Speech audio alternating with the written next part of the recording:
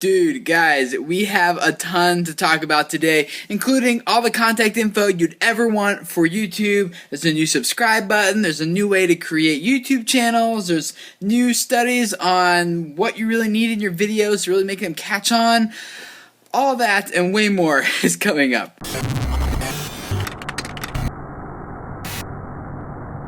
Hey guys, my name is Tim Schmoyer and it's Tuesday, and those of you guys who've been around for a while know that that means that we are going to take a look at what happened in the online video news space last week and talk about what it means for those of us who are video creators here on this platform. And the first thing is a really good article from Real SEO about it seems like YouTube only promotes really top channels, like the ones that are already performing really well. They say that in order to get big on YouTube, it seems like you need YouTube to promote you.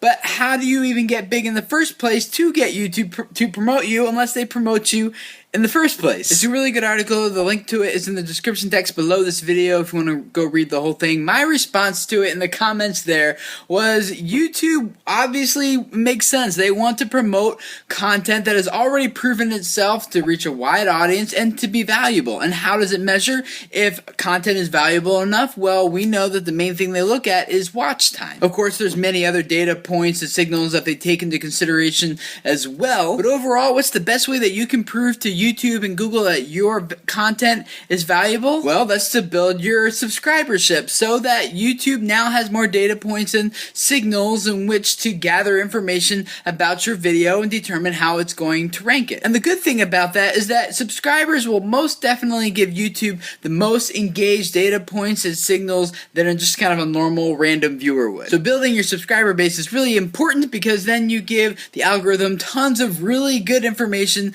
that tells them, hey, this content is valuable. But then that comes back to the question, how do I build my audience if YouTube doesn't promote me? And that's where a lot of small steps persistently over time really add up and make a really big difference. The growth might be really slow at first, but as it continues to grow, it starts to build momentum, and then before long you find yourself at the bottom of a really steep bell curve that really starts to, where growth really starts to escalate. But that only happens, of course, if your viewers find your content valuable in the first place. So it's kind of like this whole loop. I'd love to hear what you guys think about this. Do you think it's unfair for YouTube to only promote the top channels that are already doing well? Do you think they should do more to promote the little channels, or maybe the in-between ones who have kind of proven themselves but aren't really big yet? Another thing that came out last week is that YouTube now has a new way in which you and I can create YouTube channels. I want to take a second to explain this because I think this is important going forward.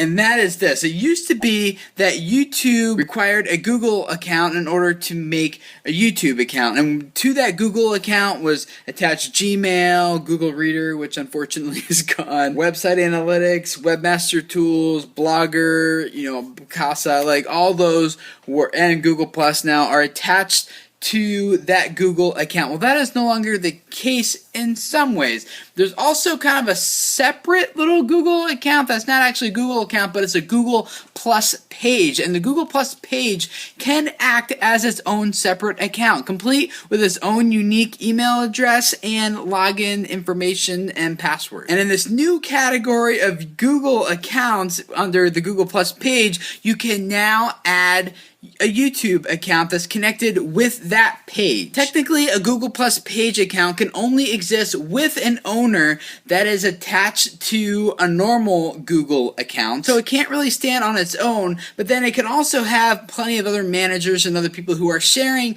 that Google Plus page account with the owner. And the thing is, you can be an owner and a manager of almost as many pages as you want, meaning that your one Google account, like your Gmail account, can now control as many Google Plus pages as you want, and thereby, since you can have a YouTube account connected to each of those pages, you can kind of have multiple YouTube accounts attached to your single Google account. So it's the new way of creating a channel. Really, all you're doing is you're setting up a channel, but it's also automatically creating a Google Plus page for that channel. The two are automatically connected, and your Google account is set as the owner of that Google Plus page account. I hope this is making sense. If I lost you there, I'm sorry. Basically, what it comes down to is you can create as many Google Plus pages as you want and attach a separate new YouTube channel to each one of those pages, meaning that you can now control many YouTube accounts with just one Google account. If you want to know exactly how to pull that off, there's a link in the description text below this video. Go check it out, and it'll take you to the page that'll walk you through screenshots and everything, exactly how to create those multiple channels and how to manage them.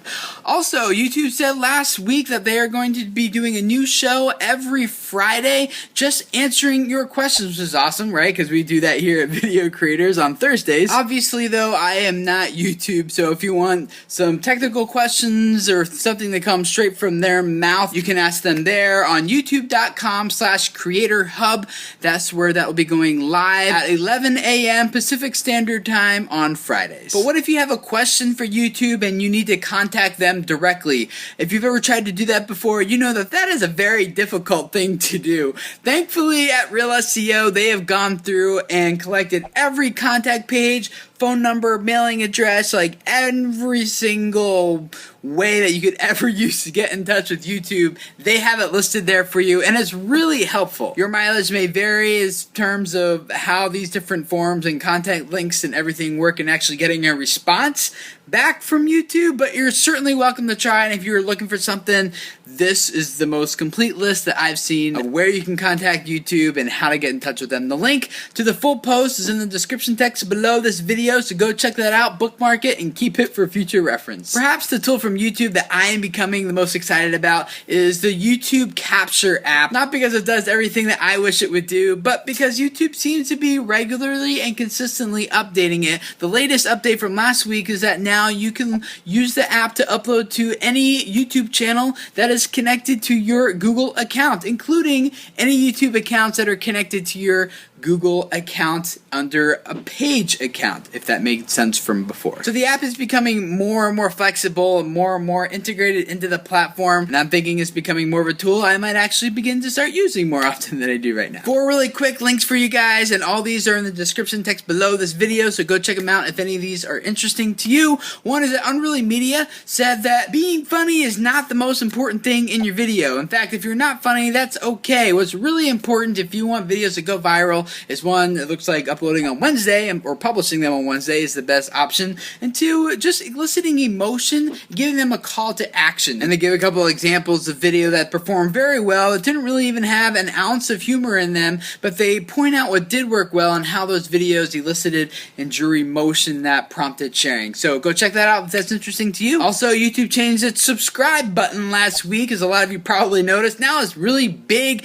and red, and it's like a notice me button. It's really hard to miss, which is exactly what I'm assuming we want, right? At least I think it's an upgrade. I think it's a step in the right direction. Let me know what you think in comments below. Number 3, PewDiePie is currently the number 2 most subscribed YouTube channel and is quickly gaining on Smosh to become number 1. New Media Rockstars kind of did an analytical breakdown of what's happening in this channel that's helping it perform so well, especially considering just like a year or 2 years ago, it wasn't even near this status. It wasn't even on a whole lot of people's radar. The 3 big takeaways from the article is 1, you gotta be relevant, 2, be focused, and 3, have international appeal. And the last article down there is for those of you who are thinking about maybe trying to make a supplemental income by shooting and selling stock video footage. The article that's linked up down there will give you a lot of tips and tricks and help to really successfully create and sell stock footage. So if that's an income stream you're looking for, check out that link below. If this is your first time here, I'd love to have you subscribe. Every week we just take a look like this